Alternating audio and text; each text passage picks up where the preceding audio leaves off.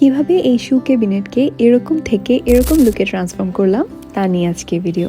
প্রথমেই বলে রাখছি, এটাকে আসলে শু ক্যাবিনেট বলা যাবে কিনা আমার জানা নেই। আসলে যেমনটা বানাতে চেয়েছিলাম আমার কার্পেন্টার তেমন করে বানাতে পারেনি, একদমই অপোজিট একটা ডিজাইনে উনি বানিয়ে ফেলেছেন। তাই এটা দেখে আমার এতটাই মন খারাপ হয়েছিল যে গত 4 মাস ধরে এটা আমার বাসায় পড়ে থাকা সত্ত্বেও এটার কাজটা আমি ধরছিলাম না। শখের জিনিস বলে কথা, তবে ফাইনালি আমি নিজেকে পুশ করলাম এই শখের জিনিসটাকে একটু মেকওভার করতে।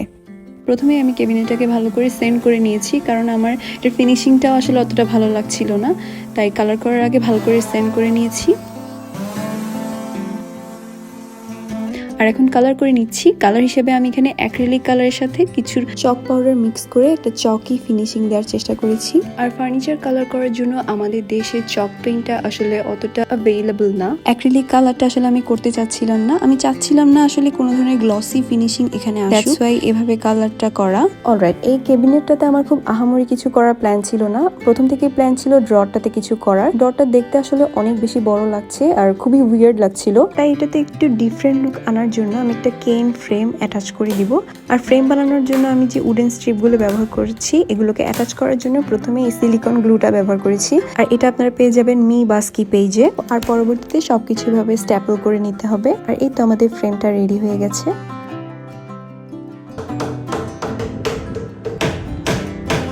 লাস্টলি ফ্রেমে বর্ডারটাকেও একইভাবে কালার করে নিয়েছি। সব কালার শেষে কালারকে সিল করার জন্য আপনারা চাইলে ভার্নিশ ব্যবহার করতে পারেন, বাট আমি এখানে কোনো ভার্নিশও ইউজ করিনি। অ্যাকচুয়ালি আমি চাচ্ছিলাম না ভার্নিশের যে গ্লসি ভাবটা থাকে ওটা আসুক। আর আমি কালারটা মেক করার সময় এক্সট্রা অনেক গ্লু ইউজ করেছি, আসলে দেখা যাক এটার কালার কতটা লং লাস্ট করে। আর এখন লাস্টলি নব লাগিয়ে নিচ্ছি। আর এই তো আমার শু ক্যাবিনেটের মেকওভার কিন্তু প্রায় শেষ। লাস্টলি ক্যাবিনেটের উপর ওয়ালটা ডেকোর করার জন্য আমি ইউজ করছি আমার বানানো ডিআইওয়াই রেজিন ক্লক। আর পাশে হ্যাং করে দিচ্ছি প্রায় 2 বছর আগে বানানো ওয়েলকাম নোটটি। আর এই তো টুকটাক গ্রিনারি এন্ড কিছু ডেকোর আইটেম অ্যাড করে নিচ্ছি।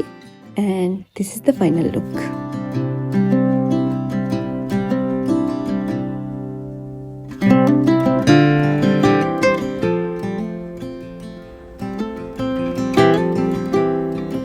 আজকের ভিডিও এ পর্যন্তই। কেমন লেগেছে আজকে মেকওভারটি কমেন্ট করে জানাতে ভুলবেন না। দেখা হবে নেক্সট ভিডিওতে। সবাই অনেক ভালো থাকবেন। আল্লাহ হাফেজ।